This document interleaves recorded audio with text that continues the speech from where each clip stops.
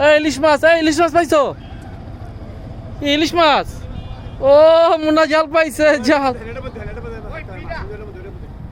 এই খাসার মধ্যে দেখেন না মাছ, খাসার মধ্যে এর মধ্যে খাসার মধ্যে মাছ,